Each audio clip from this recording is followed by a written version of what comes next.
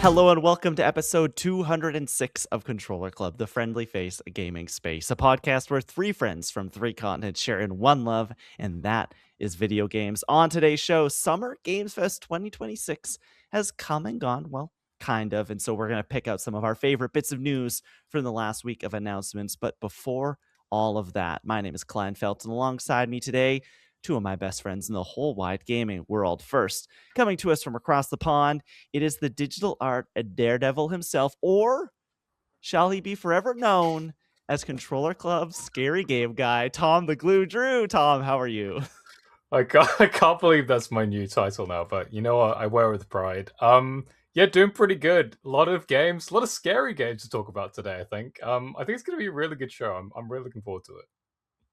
Next up, it is journalist extraordinaire, the Australian abroad / the Canadian in training, the mother of dragons, or at least one specific purple dragon, Lauren Rouse. Lauren, how are you?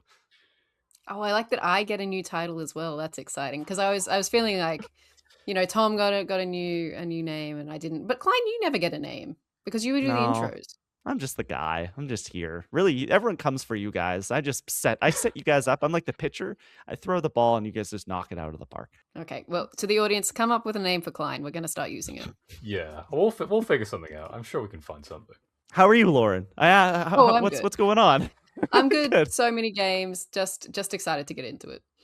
Yes, we've got plenty to talk about. As I teed off the top, Summer Games Fest has happened. There is still plenty to happen. We are recording this before the Nintendo Direct. We did not know the Nintendo Direct was happening at the time of recording, or the time of planning the recording. So this will be just including talk about the Xbox Game Showcase, the Summer Games Fest, whatever they live stream, whatever they want to call it, and the state of play from last week. So if anything crazy gets announced in Nintendo Direct, which it might, we will not talking about it today. If you do want to see all of our reactions from Summer Games Fest, you can right now over on the Controller Club YouTube channel. We have live reacts for all the live streams. We will be doing one for the Nintendo Direct as well. And as always, it is a tradition. We do this every single time.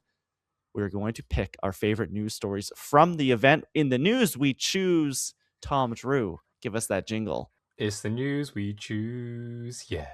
Summer Games Fest, guys, I want to know before we get into it, general thoughts and feelings. A few showcases have come and gone. What did we think? Tom, you did not sit down with us on a couple of the live streams because you were visiting your grandmother. Isn't that nice? What did you Nice. think overall about the last week of announcements, live streams, and showcases? Yeah, I think overall, I think more positive than negative for sure. I think. Yeah, I was a bit gutted, even though like obviously I had to be a good grandson this weekend. But I was a bit gutted not to be reacting to some of these some of these game announcements with you guys this weekend. But yeah, I think in terms of like just bringing on the showcases one by one, PlayStation I think was a really strong start. Are we doing ratings on all of these? Are we giving them gradings? You At this can if point? you'd like, sure. I'd probably give that like a solid like B plus. I think it started strong, ended strong, had a couple cool announcements in the middle of it too. I think Xbox was a bit more of a mixed bag. I was in the chat for that one with you guys, but I'll admit I was a bit checked out, so I wasn't paying attention fully. There were some announcements I was like, oh, I don't know about this, but there were some cool things. I think the main thing for me, I think you guys might agree, but like ending on Call of Duty, I think was a bit of a misstep, but yeah, I think just a bit of a mixed bag overall. Summer Games Fest, not gonna lie, I think Jeff kind of knocks it out of the park with this one, especially for me. It was a showcase specifically made for you, though. And I wasn't there, which is insane. But looking at like some of these announcements, I think they just like I don't know, it's just banger after banger. They really Jeff looked at the showcase lineup and was like, how can we impress Tom Scary Game Guy Drew? And I guess it's just giving him everything he wants because I think this is like at least an A minus, like just for Final Fantasy alone. Like I think that was really strong showing. So I think overall I'm pretty happy. I have a pretty long list of games. Obviously, won't shout out every single one and pick everyone for my choices here, but like looking at these games that are coming up, I'm like very excited for a lot of them. So coming away from this pretty happy to be honest. Lauren, I do kind of know your thoughts, and if anyone joined us for the live streams, kind of know your thoughts. But what did you think about Summer Games Fest 2026 overall? Yeah, I think that there are many kinds of gamers in this world, goes without saying. And I think where this sort of like almost trio of showcases kind of catered a lot to, I guess, maybe someone like Tom's interests, there's someone like me who's just sort of like, I'm just happy for everyone else, but this was not for me.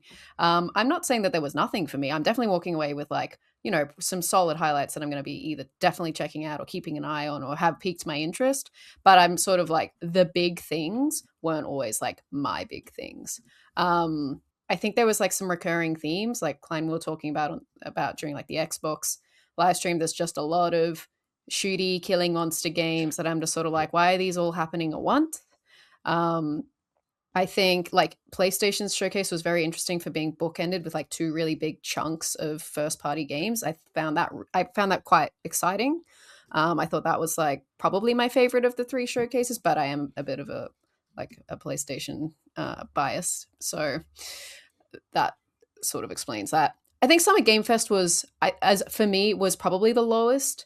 That said, I think the show itself was much better than like previous years. I think it was paced really well. I think it had a lot of solid hitters for the community in general.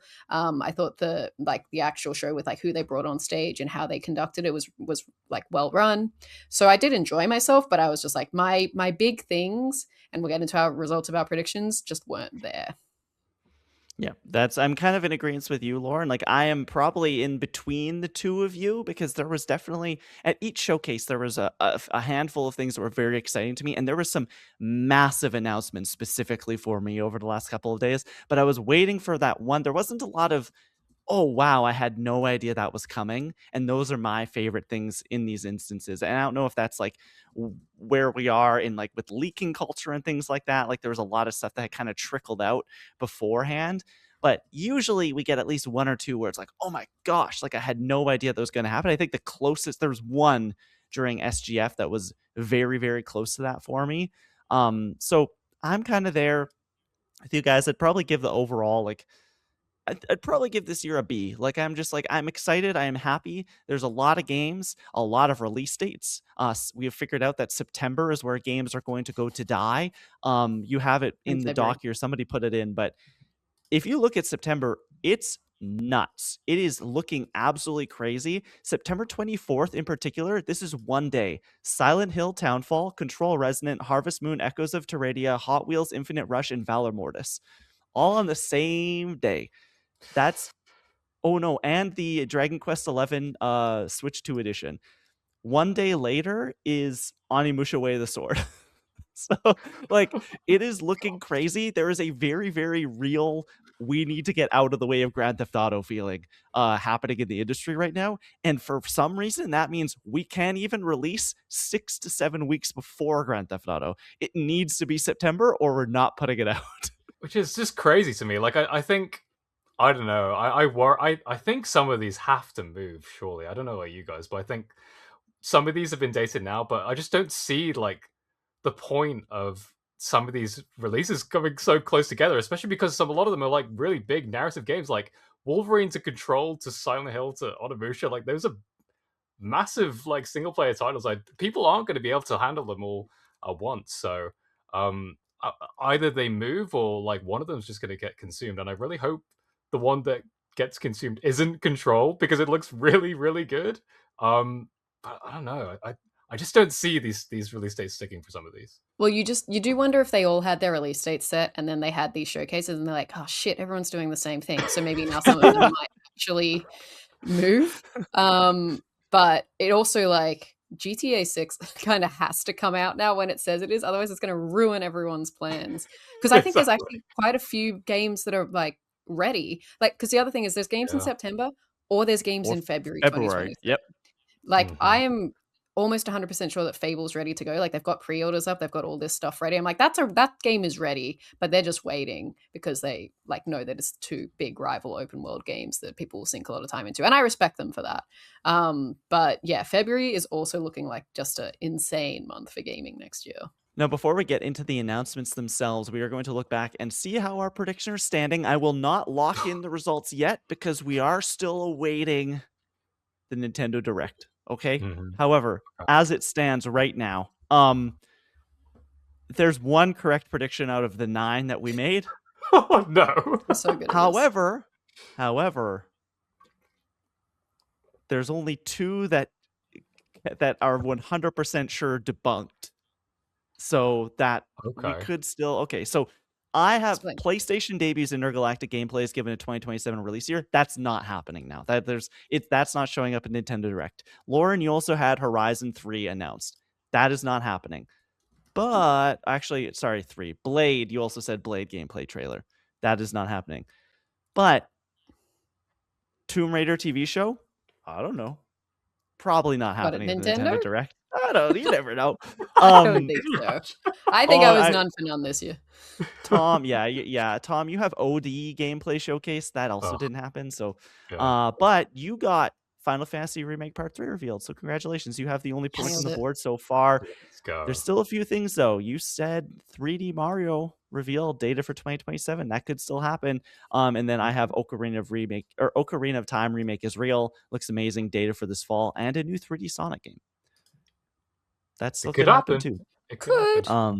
They did have a small Sonic portion, but it wasn't for that. It was a weird Sonic portion. It was just like, hey, guess what? Godzilla's in the Sonic racing game and Sonic Pico Park is coming out. Yeah, I guess that's not a 3D. If you just said a Sonic game, it's like, would the Pico Park thing have counted? Maybe, but... No, definitely not. How are you feeling about Evangelion showing in the Sonic Cross Worlds racing game? To be honest, I did look at the price and I was like, do I get the game that just for the Evangelion collab? Really I know, good. that's the thing. So maybe I will. Maybe I'll bet the bullet. We'll see. Okay, let's get into our favorite announcements from the weekend. Lauren, because I think you may have the smallest pool of things you were actually genuinely interested in, I think I'm going to let you go first here.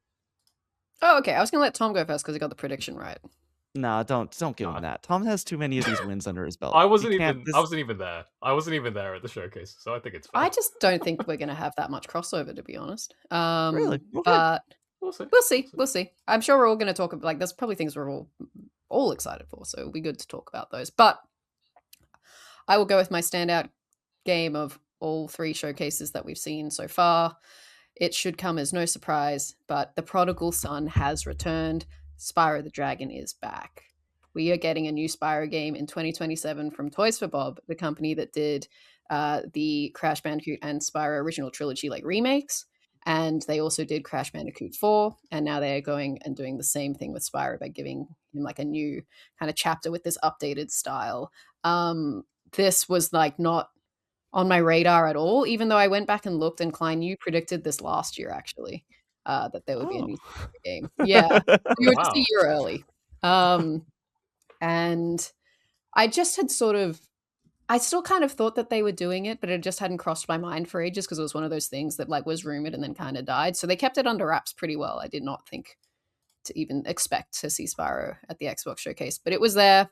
It is, Spyro: A Realm Reborn. They're bringing back the voice, Tom Kenny, I think his name is.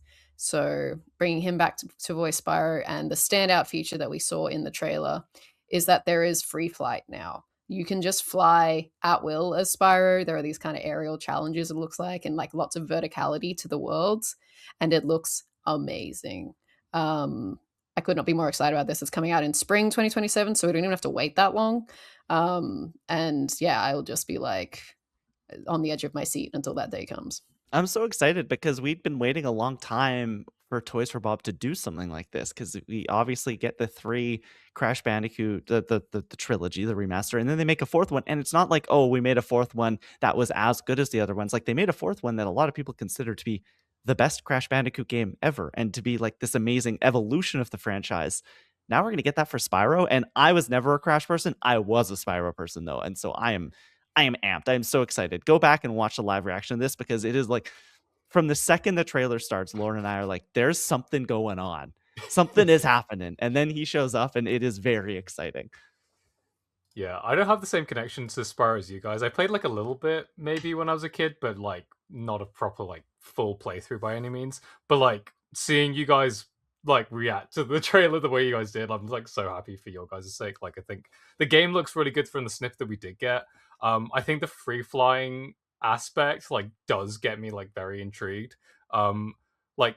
I've unlocked the gliding abilities in like Lego Batman now, and it's like gliding, but it's basically just flying around, and that feels like so fun. So I want to see that like a full game that's just like flying around as Spyro. I think will be really fun. Like I am obviously sad that like Banjo 3 wasn't here, but if we were gonna get one 3D platformer, I'm glad it was Spyro. So yeah, this is awesome. I think this is like such a, and the fact that Toys for Bob is doing it, like that's just a match made in heaven. I did see a graphic going around over the last couple of days, and it's all these 3D platformer mascots from dating back to like the N64 era. And there's just like 2 or 3 of them on there that haven't been brought back at this point. Like we got Glover in the last couple, like Gex has come back, like Bubsy was just back. True. Sly was one of them. Haven't heard from him in a while. And Banjo-Kazooie was another. So maybe it's, you know what? It could happen.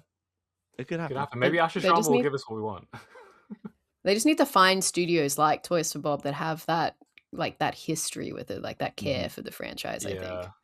Yeah, Toys for Bob really, they know what they're doing with the 3D platformers, and this is going to be their first game as an independent studio, not owned by Activision, but they're still working with Activision again. So it's nice to see that that partnership wasn't, when they kind of went on their own. A lot of people wondered, oh, could this still happen? But it is happening, which is great. Tom, what's your favorite announcement of the week, or the first one you want to Gosh. put down? Yeah, I think I have to go with the one that was just like the biggest surprise for me, and I think a big surprise for everyone, just because of how the trailer's structured. And I think it's got to be Resident Evil Veronica. We've heard rumors about this game for a while. It's basically a remake of Code Veronica, which I've not played. That's not one of the Resident Evils I've played yet.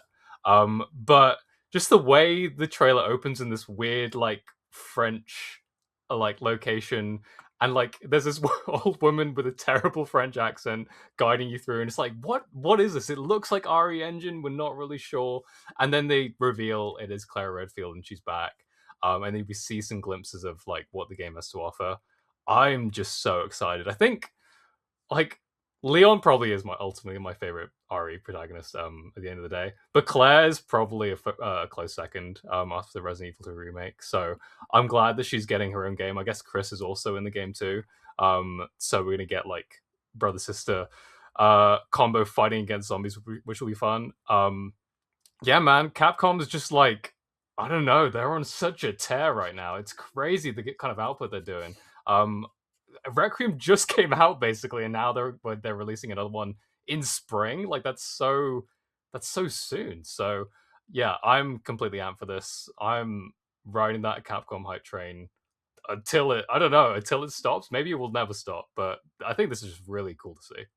And the thing is, they haven't missed like in this run. Like if you look back at like just the Resident Evil games, really since I guess the PS4 era, we go from 9 back to RE4 remake, back to 8, back to 3 remake, back to 7, back to 2 remake. Like all of those are considered great, and all of those have come out in like less than a decade, really, I think. So like that's pretty wild to see what they've been doing. And then just like Capcom as a whole, like across the company, is this year they had RE9, and then also Pragmata, which is amazingly reviewed, and Onimusha's coming out later this year, and now they have Code Veronica remake. Like it's just wild to see this company that for a long time, when I started really following this industry in like the late 2000s, early 2010s, was kind of like, oh yeah, Capcom, like that was they made Street Fighter back in the 90s, and they had their heyday, but they kind of felt like they were maybe on their way out. And that's not the case anymore. Like they do feel like, oh, they are one of the premier third-party publishers out there. Yeah, and it's also, I'm pretty sure this is coming to Switch 2 on launch date as well, which is like It really is. impressive to see. So it's just cool to see that they're continuing to support the system, keeping that day and date thing going. And yeah, I don't know, I'm just really excited. I think I'm probably gonna play the original game before the remake comes out, because I've not done that before. Like I've always just gone straight for the remake, but I want to see like the side by side comparison, how they kind of update the game from that perspective. But yeah, Capcom all the way. I just thought it was so cool. Okay. First announcement, first news story here that I want to shout out. Surprised you didn't want to do this one first, Tom, but they're I back. thought you'd The take it. crew is back. Okay. Final Fantasy VII Revelations is real. We are finishing the story. The Final Fantasy VII remake project will officially be over. It's coming in spring 2027. We got the more I look back on it, I will say a little bit of a weird debut. It did kind of like go on and on and on a little bit. But it is exciting nonetheless. They showed off the end of this game. It looks it looks incredibly epic. With these big kind of kaiju scale fights that if you finish the original Final Fantasy VII, you know what that's all about. And it just felt so good to be back with this crew, back in this world, seeing that combat again. Like we talked about it so much here on the show. I mean, Tom, you and I did almost 2 hours of a spoiler cast with Brad Shankar all about Final Fantasy VII Rebirth. Like these characters in this world is truly, truly, I think, like one of my favorites in gaming, and it wasn't that before this remake project started. And I can't believe that we're finally here. I can't believe it's coming next year. I can't believe it's releasing on all consoles all at once. It's going to be day and date That's with wild. everything, which is Yeah. awesome and so cool. But yeah, this is about as big an announcement as I think Jeff can have on his stage. Like this was having the last chapter of the Final Fantasy VII remake project debut on SGF stage it's a pretty big deal, and it was really exciting to see it. Yeah, it was just like this. I mean, Resident Evil definitely got a pop from me. I think this probably it might have been the biggest announcement for me. I think just like I was freaking out. Like I wasn't obviously on the live react, but I was like watching along. I was like, oh my god, this is actually happening. Because I made the prediction. I was like, yeah, maybe it'll happen. Like it does feel like the vibe's right, but the fact that it is actually coming and it is again similar to Resident Evil, it's so soon. Like it's staggering, and the game looks like such a level up from Rebirth. That was my kind of worry with going into the third part of this game because I was like, I really enjoyed Rebirth and I loved it, but there was some like aspect of the open world that I really wanted to be ironed out. But this feels as if it is like a proper open world where you can go in the high wind and you can drop down into any location across the map. Whereas it felt more like, I guess, big open zone, but more open zone where you're going like these big open areas in Rebirth. So this feels like they've kind of like it's kind of a scale thing. I think it makes sense in terms of like the story and where it's been going, but yeah, it just this game looks phenomenal. I can't wait. Like you said, the combat looks incredible. Vincent looks badass. Even Sid with his little spear looks great. Yeah, I think this was just like it's really cool to see. And can't wait to play it. I almost forgot about like well, I guess we'll talk about it. But there are other games that I was like, oh yeah, I also really wanted to play that game, but now Revelation's on the way, and I'm like, this is my new Spring thing next now. year is going to be nuts. It's going to messed be up, man. crazy. If you want Yeah. 100-hour RPGs, spring 2027 is going to be the place to be. Yeah, honestly. Yeah, this was the moment on the live stream where I was like, Tom and I really needed to trade places for this one because I was like, okay, You should have gone I visit like his Matt grandma. Mercer. Yeah. Yeah, so Well, I Lauren, like he's in it. I don't know if you saw this as well. Another Travis one of your Willingham. Critical Role boys. Yeah, Tom. Sephiroth recast. Yeah. That is kind of Travis surprising. Willingham stepping in after, was it Tyler? I forget how to say his last name. It's Superman from Superman and Lois. Hecklin. Tyler Tyler Hecklin.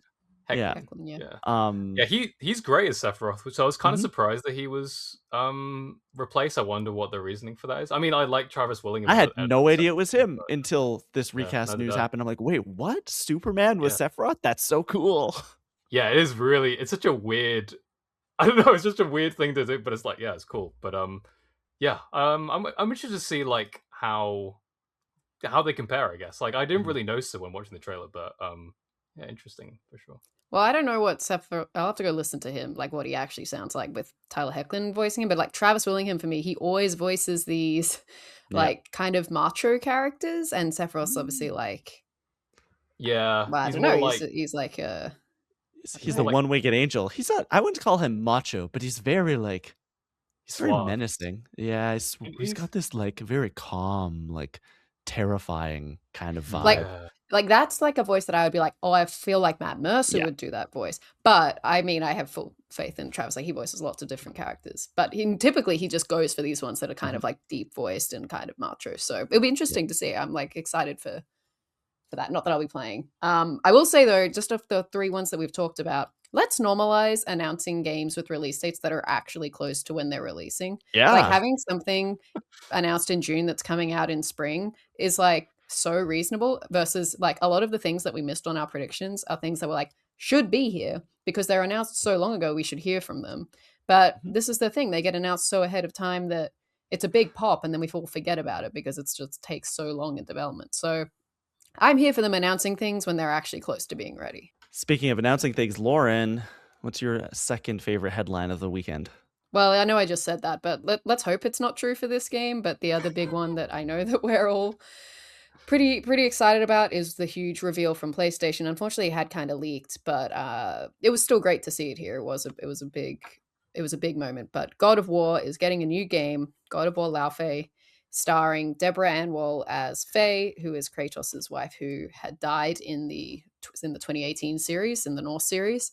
And like, you know, the first game is all about Kratos and Atreus taking her ashes to the top of the mountain and following through on her wishes. And now we get to see her side of the story, which is like, Faye did not go to rest. She is fighting a war on the other side of the veil here in this Everwhere sort of fantastical afterlife place where all of these gods are converging. There are gods from, I think they said, Buddhism and Egyptian mythology, and something is afoot in the afterlife. And Faye, as we know, was like very important to the, what are they called? Were they the Frost Giants? Well, that's what they were called in Marvel, but I don't know what they are. I guess just the giants in general. I think that's what Yeah, they're called.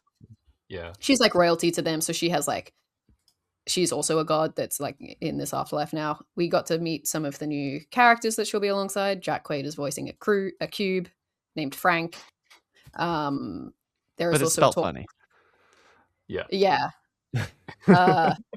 There's also a talking ribbon that's attached to your sword. So kind of silly, kind of funny. Interested to see where they fit into the mythology. But they just sat there and were like, here's 15, 20 minutes of the game from the beginning. This is what you're in for. And that was very cool. That made a statement. So yeah, I'm looking forward to this one, even though it doesn't have a release date. I don't know if this will translate, but like you go into this gameplay thing and it's like this mishmash of like cultures and stuff. I was like watching it and it reminded me of this like TikTok or Vine or whatever of this guy, and it's like when you go to Chinese heaven or something. As a guy in Chinese heaven, it's like heaven, but it looks like really regal and Chinese, I guess. And he's like, "Oh yeah, no, it's fine. I just didn't expect it to be Chinese." It's just I didn't expect this to have such a weird like mishmash of cultures, I guess is the way I'm trying to describe it. Like, I think it's really cool that you have like, I think it's Sekhmet is the Egyptian goddess that we see here, and then there's like another like Buddhist kind of god here as well. So I think it's like a really cool thing of like dropping Faye in this kind of like weird, god underworld, and I think it's cool that they'll like of the other gods we could see potentially. Like, people are speculating like, oh, will we see some of the Greek gods maybe show up from like past games and that sort of thing? I think that'd be kind of Kratos cool. has killed a lot of them. This is the thing, so maybe he's got Zeus something go to up say. here. That'd be awesome. Yeah, like Faye's probably gonna have to do a lot of answering for her husband, which is probably not going to go over very well. For the gods, that's for sure. But this looked awesome. Like I just like I think I said on the live stream, but I didn't know I needed this from the God of War franchise. Like I think the combat, I think like I love the stories of these games, but the gameplay is where it's at for me, and just how agile and like frenetic the combat was with Faye, I thought looked incredible. And then when you pair that with like when she gets the sword later on, and sort of like the mini boss fight that she does, um, I just think this looks really really great. And like people are mad at it, and they'll like the internet's gonna be mad at this no matter what. But like I just think this looks phenomenal, and certainly like a worthy kind of like follow up to what we've gotten from the previous games. And I think like honestly kind of needed. I didn't really to be honest, like I'm not sure where you even like go with Kratos that I would feel super satisfied. And maybe they would deliver something like that I wouldn't expect, and like I know I'd love it all the same. But I think this is definitely like a cool direction to go for the franchise. Like in between, because I've never said we'll go back to Kratos, I'm sure at some point. But I think this looks cool for the time being. Could be by the end of this game. That's the thing I'm most interested in seeing is the connections to the story that we already know. And like there will almost certainly be moments where something happens and it's a reflection of what was going on in God of War 2018 or in Ragnarok, and then we have to there'll be YouTube breakdowns of like all the things lined up. Like one of the big questions was in Ragnarok, there's like the horn blows and we don't really know who blew the horn. Was it Faye? Like I think that is so much fun. And then for bringing in all these different cultures and throwing in the fact that Kratos has killed so many gods is super fun to me, that we're gonna now see that we're gonna see them stuck here, and it's gonna be cool. Sony Santa Monica does action like just no one else. Like it's just the stuff we saw in this. It really did feel like, oh, like these are two superheroes fighting each other. We suspected that this was what Cory Barlog was working on. It's not. He is not directing this game. It's Ariel Lawrence, who has worked with since like the very early God of War games. And I hope that doesn't make people think that they like shouldn't pay attention to it or something, because like he is still, it seems like he's almost become like the godfather of like the God of War universe. He didn't technically direct Ragnarok either, I don't think. Like I think he was co-directed it, didn't he? Overseeing executive producing.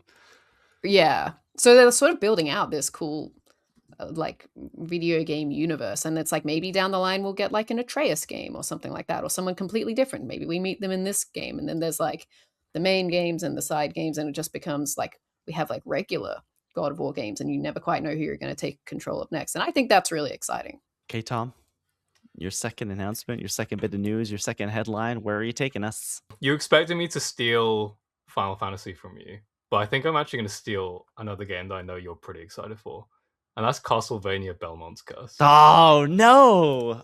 I think this game looks so good, man.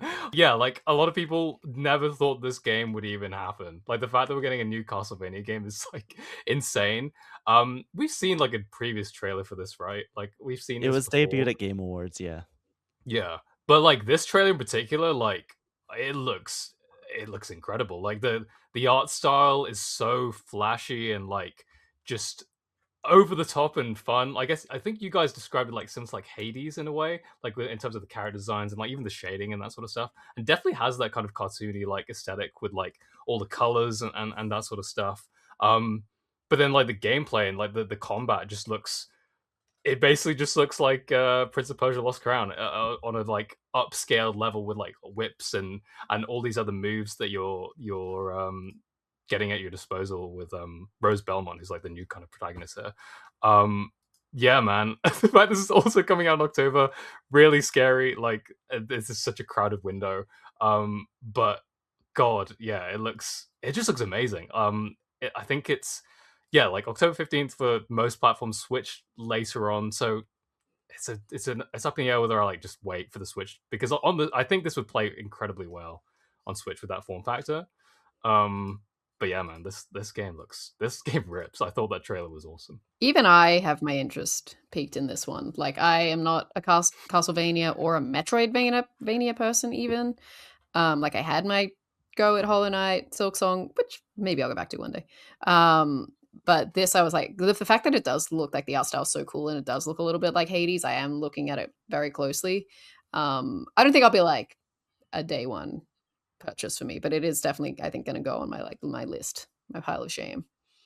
And I'm glad it is in October and isn't September, because it's pretty barren when we get into October. But it just looks so good. Like this game, I predicted I was a guest on PlayStation Generation. Go follow them. Great PlayStation podcast. That we would get a date at the State of Play. Turned out it wasn't at the State of Play. It was at the Xbox Showcase, and it looks so good. This team, it's the team behind Dead Cells, which feels like a perfect just like match made in absolute heaven. it's really hard to say that this isn't my most anticipated game, not called Zelda Ocarina of Time Remake, that hasn't yet been announced. Okay. Second one. I think I'm going to not actually take a game. I'm going to take a little bit of news. I'm going to take that, I guess if we want to tie it to a game, Gears of War E-Day is a console exclusive on Xbox. Just the general console exclusivity confusion that has now been thrown into the mix after the Xbox showcase. If you didn't know, Xbox had a select few titles that they showed off. Gears of War E-Day was one of them. The other was Clockwork Revolution, are going to be console exclusives on Xbox. This is a little bit different than what we've been hearing over the last little while. The Fable trailer had a PS5 logo in it. The Halo campaign Evolved PS5 logo in it. This is really confusing now. They're going to have to basically, with every Xbox game that goes forward, they're going to have to discern, is this coming to Xbox? Isn't this coming to Xbox? And I am looking at it from a bird's eye view and wondering, what are they doing? What is the strategy? I would think you would either go all the way one way and say, hey, everything is on PlayStation now, or you come back the other way and go, no, we're locking it back down. That last crew, Phil Spencer and them, they're out. This is Asha Sharma's Xbox now. We're here to bring Xbox back into the players' living rooms, and everything is exclusive. I get that now you are probably the biggest publisher of games in all of gaming, so you need to pay for those studios some way, and selling, let's say, 5 million copies of a game when you could sell 15 million copies of a game probably is a good way to fund those studios. But this to me really does throw a bit of a wrench into this whole thing and makes me wonder, like, what? I'm even more confused about Xbox now than I was heading into this weekend. I mean, it's definitely confusing, but the rumor is that Xbox was too far down the line with Fable and with Halo Campaign Evolved to pull the plug on PlayStation. Like they had done the ports, or they had done contracting deals, therefore they couldn't get out of them. Otherwise, I think it sounds like they would have, because Really? that's what the rumor is going around. I think it does feel a little bit like, hey, there's been a dramatic leadership change, and now we're going back to who we thought we were, which is Xbox exclusives, which is what we bought all these studios for. And yeah, there was a huge leadership change. Like, we have a new CEO now. So I think this is just kind of maybe potentially the first fruits of that, which is that actually Asha Sharma doesn't want to do the sharing thing, and it is going to go back to like Xbox exclusivity, because I think there's definitely two big ones out of this. It was Gears of War and it was Clockwork Revolution that are like definitely going to be Xbox console exclusives. Whereas I think a lot of the others, like it was like when they were pushing towards having those games on PlayStation and they were making that shift, it's like they were almost like, actually pump the brakes on that, but these two ones were too far along. That's how I'm reading it. Well, the thing is, like, apparently from what people are saying as well, like apparently E-Day, like the port was basically ready to go. There were and this was PlayStation also- logos in trailers they used at Summer Games Fest that have now been pulled. Yeah, like apparently this was a very last minute decision made by Asha Sharma. So even that, like, if that is true, makes me wonder, like, what their thinking is going into this and like how committed to these things they are. Like, if they're making such, like, you know, quick decisions like that. I just wonder, like, other people have said this online, but like Gears of War, the fact that it has like a multiplayer aspect to it, you'd think that's the one they want to be like multi-platform, because you'd want it to be like to capture as many players as possible to support that multiplayer aspect. Whereas with something like a Clockwork Revolution or a Fable even, like you don't necessarily need that. So maybe holding those closer to your chest could be the better move. I don't know. I'm not a CEO. I'm not making those decisions, but it is interesting, like you guys are saying, which one's the kind of cherry picking to do, because like again, like even Fable, I would have thought, because of how storied that franchise is with the Xbox brand, I would have thought that was like, okay, we're going to reverse that too, because like Fable's been with Xbox since the beginning, but I guess not. So yeah, it's just going to be, and again, like Halo is also going to be on PS5. Halo's the Xbox brand basically, and that's going to PS5. just weird. And I know that's not going to have multiplayer either, but it's just I don't know. It's going to be interesting to see like how they make these decisions going forward, and it's, yeah, I kind of just feel bad for Xbox players because it's just unnecessary confusion for them at the end of the day, really. Yeah, Well, is what? I mean, if you're an Xbox player, you're fine, right? You have your games, no matter what. Yeah, but What do they the have to thing that complain I about? get worried about is you have your games, but I don't know if you're gonna have those studio like. So Clockwork Revolution comes out just on Xbox, a console that we don't really know, but like the insiders say it's roughly PlayStation outsold it roughly 3-1. So that game's going to come out and it's going to sell, I don't know, a third of what it potentially could if it was everywhere else. And then Xbox is going to look at that studio and go, that wasn't a success. Sorry, the times are tough, economic headwinds, and you're going to get closed down. Like the reason they want to do this, I see the writing on the wall, right? It's like, okay, we want to do this because we want more Xboxes in houses. Well, guess what? People can't afford to buy new consoles right now. People definitely can't afford to buy the Project Helix whenever that comes down the line. And so you're almost too far down this like awful economic road where we're at right now, where you're in the perfect place to go the complete other direction.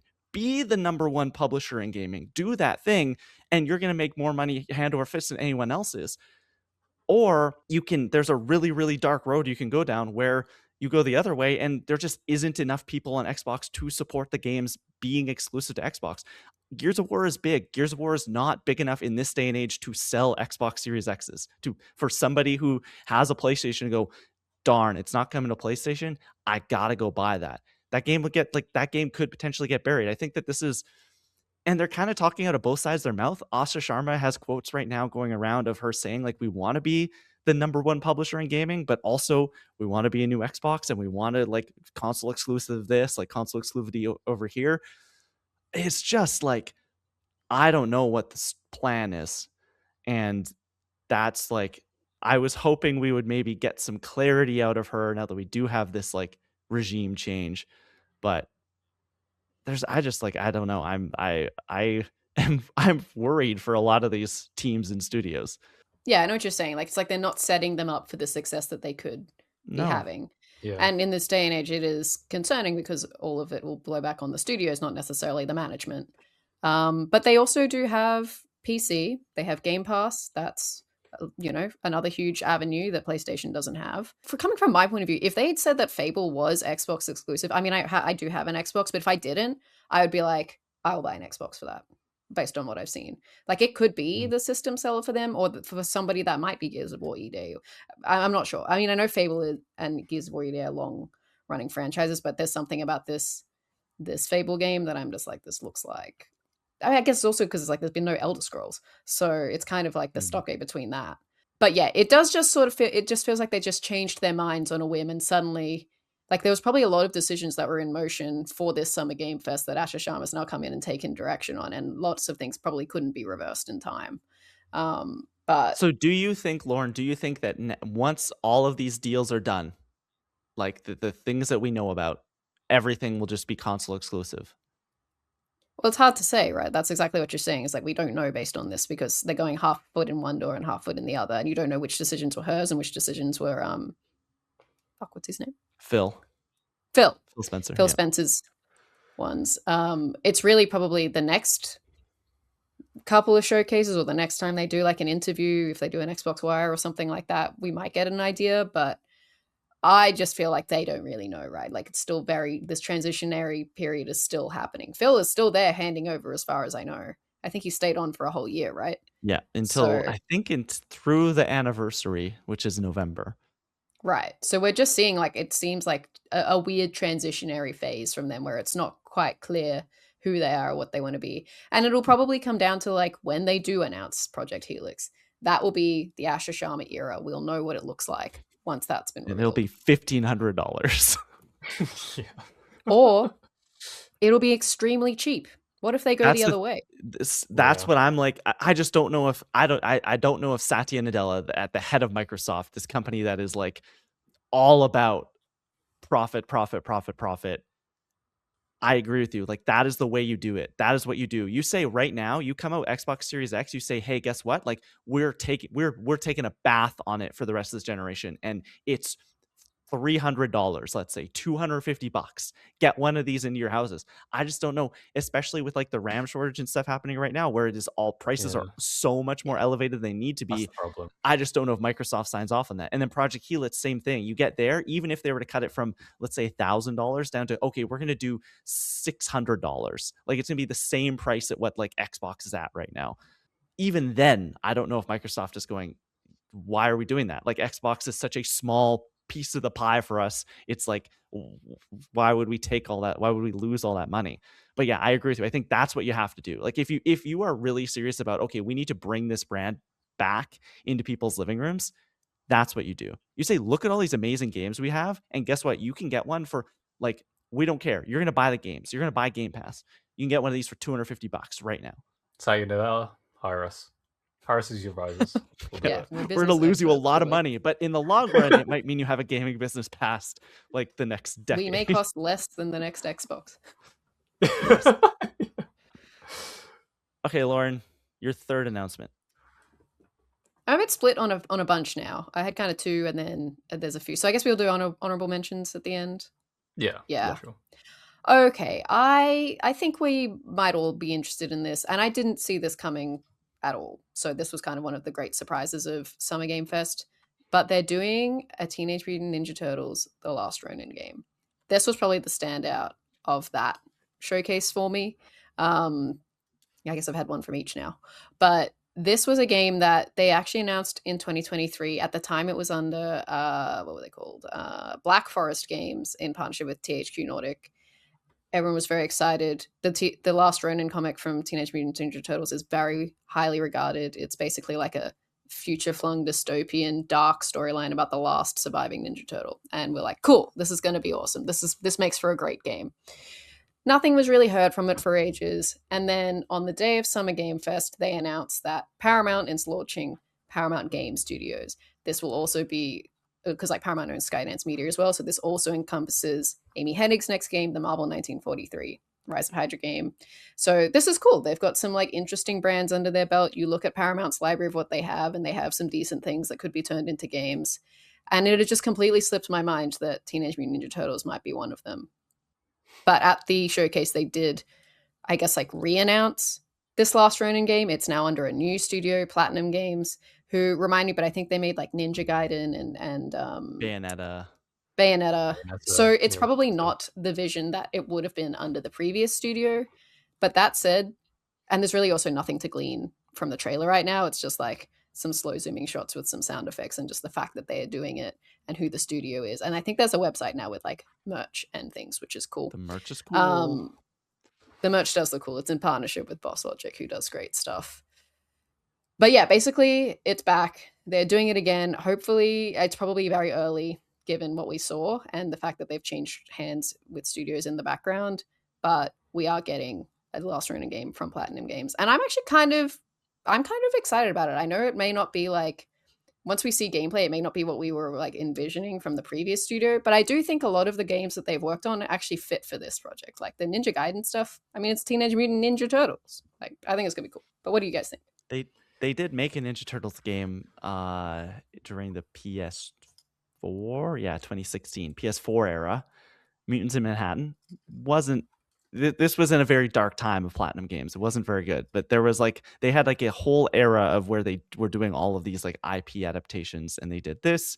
They did, I think there was an Airbender game in there. Tom, do you remember? Legend There was an Airbender game that was also not regarded very well, but there was one that was regarded very well that was a Transformers game that they did. But they do very like high stakes action, very, very fast, very like Devil May Cry almost esque gameplay. So which I think it would works be awesome than Ninja for the Turtles. Yeah, I think it's going to be fun. The thing is for me though, is like Bayonetta.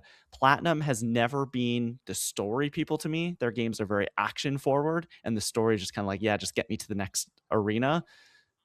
I hope they can nail the story here, because it's not just like, hey, we're doing Ninja Turtles. We're doing a very specific Ninja Turtle story. We're doing a very like something that's very beloved by a lot of people. Yeah, for sure. I hope, like in terms of the story, like given that the framework is there, like they already have the story, just adapting it. Hopefully, they'll be able to do a good job in terms of that. Yeah, honestly, the Platinum games like collaboration gets me really excited. I mean, like Nier Automata's like shot up to be I one of my forget like they did favorite games. Nier 2. Yeah, like Nier that's is a one of my really favorite good games of all story time. game. Yeah, it's amazing. And like Yoko Taro is definitely not going to do this game. Otherwise, it'd be probably really, really weird. But I think like the studio, given their pedigree, like it just, I think it will feel really good to play. Like as this title, I won't spoil which title it is. But given like the different weapons you will have at your disposal, and that sort of thing. Yeah, I don't know. I think this makes a lot of sense, and the Bayonetta games as well. Like the combat and those games are great too. Um, yeah, I wouldn't have thought putting Platinum Games just because I just didn't expect them to be the kind of developers to do this. But I guess, like you said, they have done a TMNT game before. But yeah, I think I'm excited for this. I hope it's a good collaboration. I think it'll be kind of cool. It makes sense now you say it, Klein. If they had done Transformers and Avatar and TMNT in the past, those are all Paramount properties. So it seems Yeah, like they've like that's found a true. partner studio in Platinum Games. Yeah, probably an existing relationship there. That Paramount Game Studios announcement is exciting in and of itself. Like, they also announced it wasn't on any of the showcases, but a dark psychological thriller horror Star Trek game from Bloober Team that is going to Yeah, be released in partnership as a part of this. Yeah, I know, as a part of this it's so weird. game studios. And then Marvel 1943, and then they also said that Amy Hennig's untitled Star Wars game is also going to be part of it. So we Wait, do have to Blue get Team? one. Yeah, Blue Team was again. on the because Yeah. they just at the same showcase announced that Yep. Saw game. Mhm. Just Yeah, they're doing a lot. It's I The don't know how they do 3v1 it. Saw game, the multiplayer game. Yeah, so they're doing it's like a single player story driven horror Star Trek game. interesting. Yeah. Tom, your third and final headline. Yeah, I got like a lot written down here. We'll mention some more. I can't believe I'm gonna say this game, to be honest. But like I was excited. I was excited when it showed up. Celebrate Blood Rain. It looks good, man. I don't Believe this know. one was up. Yeah, this I played the first Elevate, I think last year, I want to say. And look, the story's not good. The story's like so I don't know. It's not told very well. I don't think. I don't think it's that great. But the combat is so good. The exploration in the game is so much fun. So the fact that they're doing another one, I think, is kind of exciting. This like cityscape landscape that they're doing seems a lot more like I don't know. It just feels more like cyberpunk, I guess. So I always I love exploring like cityscape um, locations. This is still seemingly very early on, so maybe that's going to change like as the game goes through development. But like the early snippets of gameplay that are more like basically just punching. You're basically just Tifa in this game. You're just punching weird, freaky monster guys, and that sort of thing. I don't know. I think it looks pretty fun. So yeah, I don't know. Stellar Bay was a surprise for me. And I'm kind of excited to be honest. Yeah, I think that the way they debuted this trailer got me excited as well, just because I didn't play the first game, but from what I remember seeing in the gameplay videos and stuff, this does look like a level up. Like the environment looks denser, like the graphical fidelity looks better there. I just don't remember there being like anything like this environment in anything I saw from the first game. And so that's cool. Obviously this game comes with its baggage, but You know, I don't it is know. what it is. I've been interested in playing Stellar Blade because from everything I hear, it is genuinely an awesome action game. You just have to deal with like everything else. It's a good way of putting it. Yeah. But I don't know. I think this game is probably really far out. Like I think the first game was like a really long development cycle, so I wouldn't be Mhm. surprised if this is like a 2028 game, And I'm 2029 pretty game at sure this point. this is their first game as an independent studio. Like I think this is independently developed and published by Oh, them okay. off the cash they made on Stellar Blade. So Damn. that's cool. Yeah. Fair enough. Any Stellar Blade thoughts, Lauren? I think it looked really different to the previous one. It was my takeaway. And it did look cool. I'm not like interested, but I'm glad that you're excited, Tom. Thanks. Okay, I'm gonna round it out here, and then we can get into some honorable mentions. I gotta do it. Like we're going back to the Xbox conference. Persona 6 is real. It is coming. it looks freaky. It looks so weird. If you've only ever played Persona 4 and 5, probably, you think of Persona as this like very lot like bright colors, and yeah, you get into some dark stuff, but it is kind of a like Persona 5 is one of the best like acid jazz soundtracks of all time. Like it's this very lively game. This had like serial killer energy, very brooding. It feels, from what I haven't played any of the Personas pre 4, so I'm really excited to get into it. And I've actually been itching to play the 3 remake over the last little while, but this supposedly has a lot of inspiration from like the first 1, 2, and 3, a lot darker. Like I know Persona 3, to summon your personas, they like shoot bullets into their heads, so it is much darker game. But really there wasn't much here. It was just kind of like, hey, it's happening, we're making it. That's very exciting. I'm happy that it's been officially announced now. They don't usually do this until they have some level of idea of when it's going to be coming out. I don't know if it's going to be the end of next year, because Persona 4 Remake is happening next spring, and I don't know if they'd want to double up, but I wouldn't be surprised if it was in that like same window, 2028, which gets me very, very excited. I am stoked to jump back into this world. I will say the logo treatment this time around did leave me wanting a little bit more. I like the green. I think the green is a good choice. We had yellow for 4, we did red for 5, but this is one of the most like graphically cool looking franchises, just from a graphic design standpoint, that we have. And this logo treatment was a little like, come on, like couldn't have done another pass on that. But I'm excited. I'm stoked. Persona 6, it's happening. We're here. Yeah, this was crazy. Like, I think the fact that we did get Persona 4, like the remaster, the remake, earlier in the show, like I really wasn't expecting them to like also debut this. But yeah, this was a cool pop. I mean, obviously, like we don't really know much about it. It kind of reminded me. I haven't played the games, but it's like it reminds me more of like the sister series, I guess, to Persona, which is like the Shin Megami Tensei games. That kind of vibe.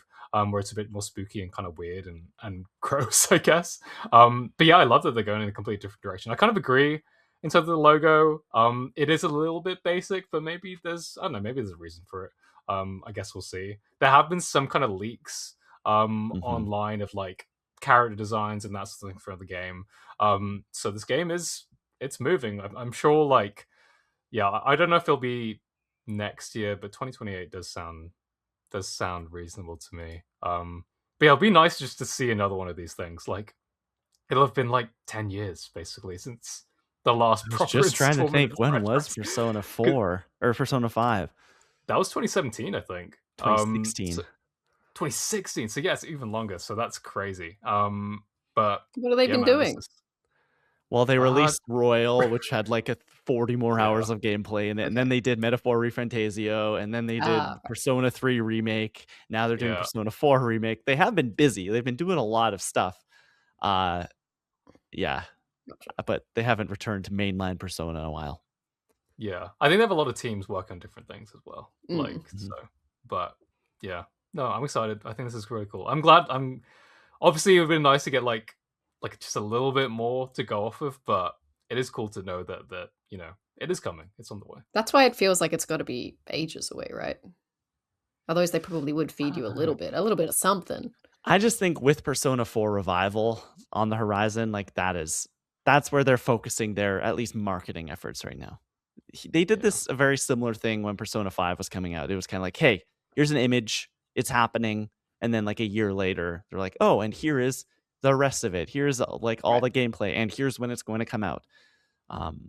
Also interesting that it was debuted on an Xbox stage, which when I played Persona 5, never would like. Persona 5 was a PlayStation exclusive when it released. Persona 4 was a PlayStation exclusive. So that's cool and neat. Just another sign of the changing times. And Persona 6, day one on Game Pass. Yeah, that's weird. Maybe that's why it's green. That's why they. Yeah, maybe it's an Xbox exclusive. Yeah, Asher Sharma's been inking the deal. That would be crazy. Would that get you? I would spend $1,500 on projects. There we go. That's how you do it, Asher. That's how you do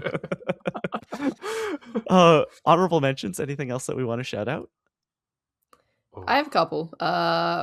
which you guys might have as well. One was Until Dawn 2, just casually Yeah. dropped in the PlayStation Big showcase surprise. from a different team. It's not super massive. It's now, is it Fire Sprite? Mhm. Yeah. Is that the name of the studio? So they did Horizon Call of the Mountain was one of the more recent games that they did. So that's interesting. It looks very interesting. It's all set on this like kind of tropical island. It's got another cast of like kind of film and TV actors playing video game characters. Looks very much similar. I think my gripe with this is that it's called Until Dawn 2. I think I would have been just preferred that they called it something else, kind of like Supermassive went on to The Quarry. Like, I'm not sure. It just feels like they're just trying to leverage the name, which is exactly what the movie did, and that didn't do well for it. So I think I would just prefer if they called it like an Until Dawn story or something like that. Yeah, I wonder if there is a reason for it, like if it does tie back, but then like it would feel, I don't know, it's like such a Well, there was the different guy at the end looking of the vibe. trailer, the therapist Yeah, was so there. he's gonna Same be guy, back. yeah. Yeah, so I'm sure he's gonna bookend the chapters, I guess. But yeah, I am glad that like there is another kind of narrative kind of game like this. I love Until Dawn 1 and The Quarry as well. So yeah, this is So what is is- Supermassive doing? They had that space game, right? Well, they've been doing all of Yeah. the like Did that come what out? are they called? Oh, the The Plague Dark Tale. Pictures anthology. Oh the yeah, no Dark Plague Tales Tale. anthology, yes. Yeah, yeah. That's Yeah. like they've been releasing like, if you want Until Dawn like experiences, they've released like 12 of them in the last 3 years or 4 or 5 years. Like there are so many Dark Picture anthologies. But they're not exactly like the Until Dawn experience, you know? Like The Quarry was the closest thing. Are they And not? I I think thought they're like narrative choice I thought they horror. were more like involved. But anyway, doesn't matter. Another one I'll shout out. I mean, this is probably maybe just for me. Among Us is getting like a story game where you're instead of murdering each other, you're solving the murder mystery, which I thought was really cool. I'm quite excited for that. It has a kind of cute new little art style. It seemed cool. I'm keeping an eye out on that one. And then another one that was kind of unexpected for me. I haven't played Dave the Diver, but I was very interested in Bancho the Chef, which is like a prequel story following Yeah. Bancho and his quests around the world to like learn from all the master chefs. And I don't know, I'm just really into cooking sims right now, so I'm just kind of like, I think this will scratch an itch. Fill that cooking mama void in all of our hearts. Yeah. Definitely. Tom, any honorable mentions from you? Yeah, I just have a couple. A lot of the ones that Lauren said. I think Crazy Taxi looks really fun. Obviously it's like world tour now, I guess, so it's going across the Yeah. world. We see like San Francisco and stuff in this one. So I never really played Crazy Taxi back in the day, but I just like the idea of it and it looks goofy fun. So I am excited for that one. Crazy Taxi is mired in a little bit of controversy right now. If you want to do, I did see with that that. too. Yeah, Yeah. no fun. As well, Generative AI well, coming for now, everyone. well, if we're on the topic of that, we'll go into another another game that also has a similar controversy. Oh, Tomb really? Raider: Legacy of Atlantis. Yeah. Apparently really? there's some stuff with that too. Yeah. I don't know, like, don't know if they disclosed exactly what the AI stuff with that was as well. It seems like a lot of developers seem to be jumping on this wagon, which is obviously not great to see. Well, the word is around SGF that a lot of developers have been saying that almost everyone is doing it. Just only a Yeah. few people are saying it publicly, and the people who are saying it Right. publicly are getting skewered for it. Mhm. That's the thing, and I wonder if, I don't know, if they're just trying to get ahead of it in some of these cases, but I don't know, we'll see. I But don't know. I I know will some of say the that, games it was popping up in the Steam description because they have to disclose on Steam yeah, now if it was used. that's And the so thing. when these games get announced, they get Steam pages and it says, hey, like we are publicly having to say that this uses generative AI in its development process. Yeah, so it's weird. It's not great, but I don't know, man. Offspring is back. Uh, That's exciting. The Offspring's back, so that was cool to see in the trailer. But yeah, Tomb Raider, I thought looks like a great trailer too. I was gonna say Magicians: The Devil's Deal. I think this was in the Xbox showcase, which basically looked like kind of it's like an FPS, like almost Bioshock sort of thing, but with magic. So you're using like playing cards, like Gambit, or you have like a magic wand. Cool art style, like just cool idea. Like I think the FPS genre like needs more of this stuff. I know you had the like, was it like Immortals of Avium or whatever, which is Yeah, more like a the fancy magic RPG, shooter. but nobody played it. But I think it's kind of cool. Like, why not do something weird with FPSs? I don't know. We have so many like dour ones. Let's do something different for a change. So I thought that was cool. And then I gotta shout it out. Street Fighter 6 is getting Tifa Lockhart, and I'm back in the game when she comes in the game. That's going to be so cool. Yeah, DLC fighter. Just great. We were expecting her in Tekken for the longest time, but the fact she's coming to Street Fighter is really cool. So, yeah, that's pretty exciting. Just mad it's not Tekken. She is a Tekken character. Like, just the way Yeah. she plays in Final Fantasy VII Rebirth, that is, she moves around the space like a Tekken character. But it's cool. I'm excited. Street Fighter. The only game that wasn't mentioned, or actually Persona 4 Revival, I will bring up because that is very exciting, coming next spring. Gameplay looks amazing. But the indie game highlight I pulled out of all of this through the whole weekend, Vivarium on the Xbox showcase. This like Ghibli adventure story. It looks like you're playing a Studio Ghibli movie, and I'm very excited about that. I don't know how I feel about the end of the trailer. Kind of teased this like darker undertone. I was kind of just into it being like, oh, this kind of like happy tale about a little girl living their life with these animals, but I'm excited. I'm interested to see what the Vivarium has in store. Yeah, that was cute. Like, I think I do wonder like how much that kind of darker side of the game like comes into play with it, or if that's just like maybe that's just a thing in the trailer and it's Yeah, like maybe this it's just thing the that's trailer. hanging over you the whole time. But yeah, that the art style looks gorgeous. I like we say with a lot of these games like, oh, there's such a like Ghibli-esque art style. This is like Yeah. one where it's like so apparent. And it looks great. Yeah, I'm really excited for it. Well, a lot of Ghibli films do have a dark undertone. Oh yeah, for That's sure. true. That's true. Yeah. Okay, that is what has been announced. That is all the biggest news. As I said, you can go over to our YouTube channel if you're listening to the show. If you're on YouTube, stick around, find a live reacts, pick one, watch it, hang out with us while we react to all those announcements. And the two of you, if you do listen to this early enough, I'm going to try and get it edited up as soon as we can. But Tom and Lauren will be live reacting to the Nintendo Direct, which is happening at the time of recording tomorrow morning. So we'll have that up on the YouTube channel. If you missed it, go over, find the live react, watch that as well. What have we been playing in the last week or so? Tom, you had a lot of train travel, so that usually means Tom is pulling out that Switch 2 and finding something. Did you get a chance to play anything in your travels over the last week? Yeah, I did. I have a couple of just indie games just waiting to be played for like long travel trips like this. So I had like 3 hours on the train up and down basically. So I was like, why not try a small indie game? And the game I picked was this little game called Is This Seat Taken? I don't know if you guys remember this game. I think it was shown at like a Nintendo Direct or something along those lines. Like I don't know, like last year maybe. But it's essentially this game. It's like a logic puzzle. So you have these little cube-like people, and you have to assign them seats in different scenarios. So you have to assign them seats in like restaurants or like baseball games or like classrooms. But each of them have like little quirks. So you might have a little guy that's like, I like sitting next to this person, or or I don't want to sit next to this person, or like I need to be sat next to the air conditioning because I'm too hot, or I need to be with my bag because I can't have my bag be on the other side of the train or whatever. So you basically have to assign them seats and configure them in a way that they all align with each other and all of their needs are basically met. And I don't know, it's just a really cute it's just a cute little game. Like it is not very long. I think it's only like 5 worlds, so you can beat it pretty quickly in a couple hours. But yeah, you just do these little puzzle rooms. There's like a weird like story to the game, which I wasn't expecting either. There's like this up and coming actor who's trying to find this other like acting person to try to get their attention so they can make their big break. So there was that going alongside it too. But I just thought it was a really cute art style. I think it's a game. I want to say it's a game from a Spanish developer. Um, um, but yeah, I thought it was really fun. Would recommend this game if you're looking for just a really chill puzzle game, essentially. And yeah, I had a lot of fun with it. Cool. Very exciting. Very fun. I have a game I want to talk about, another small little indie game. Friend of the show. We had him on the show.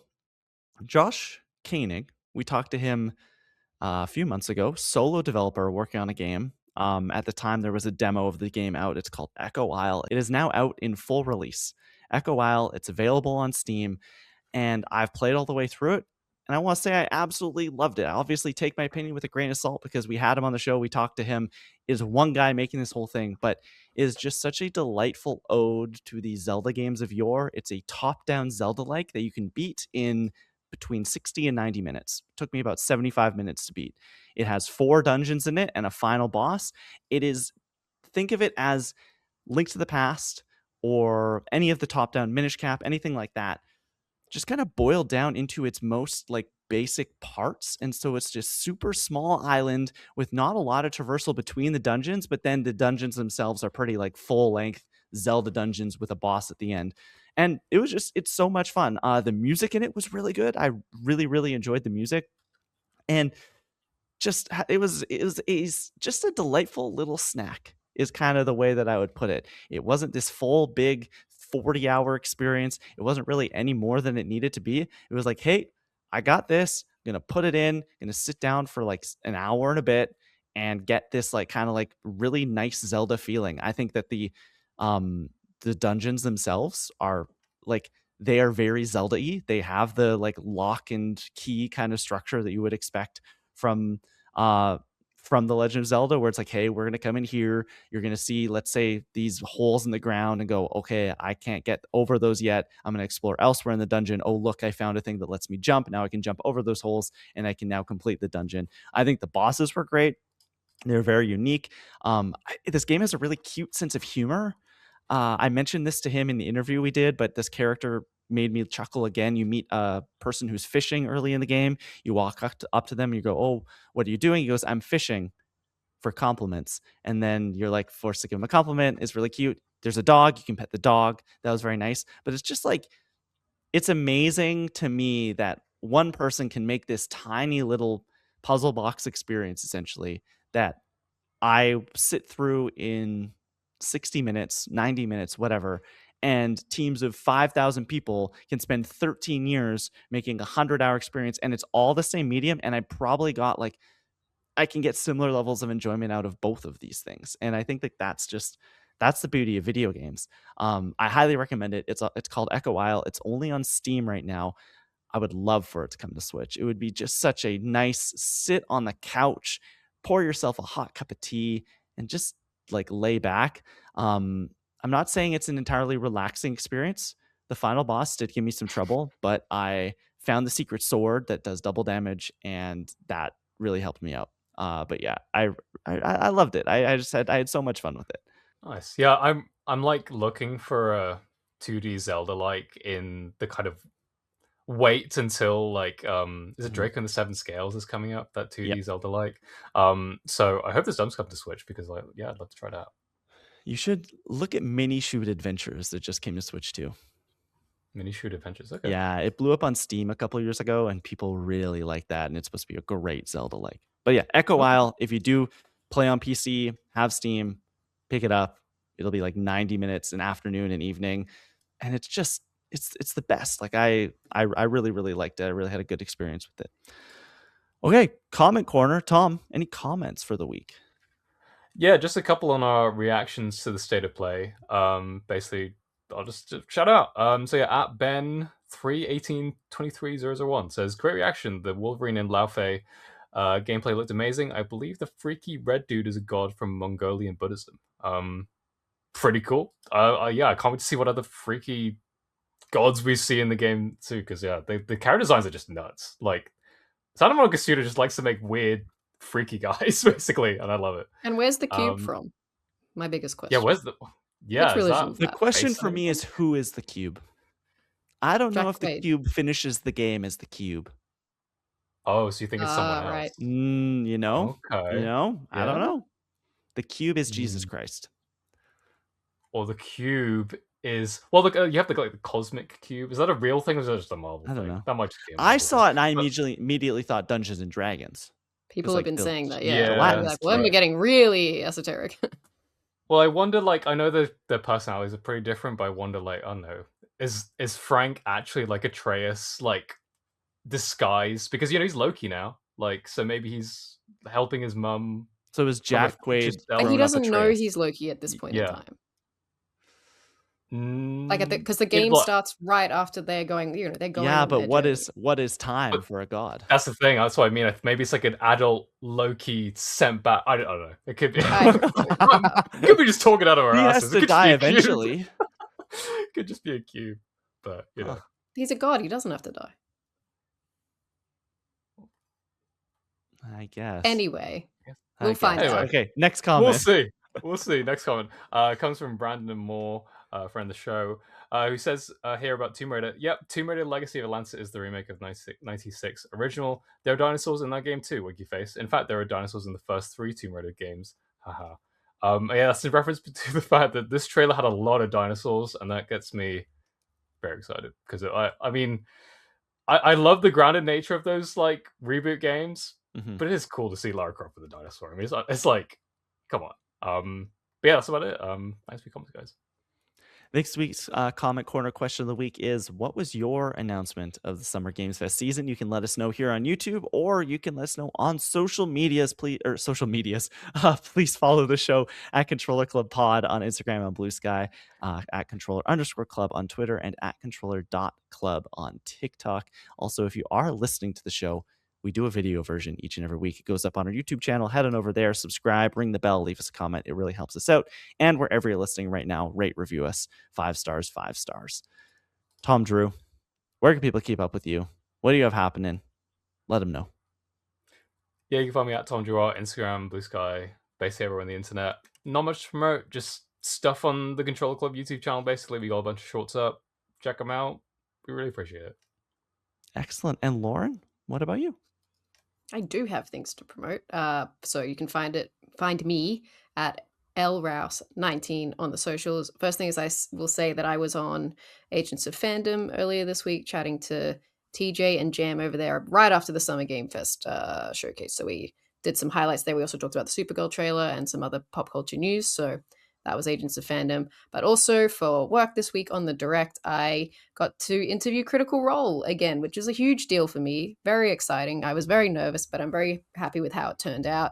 Lovely group of folks I was talking to them for The Legend of Vox Machina Season 4, which is also an excellent show made by cool people. We were talking about Matt Mercer and Travis Willingham earlier in the show, who are in part of Final Fantasy. I didn't talk to Matt this time around.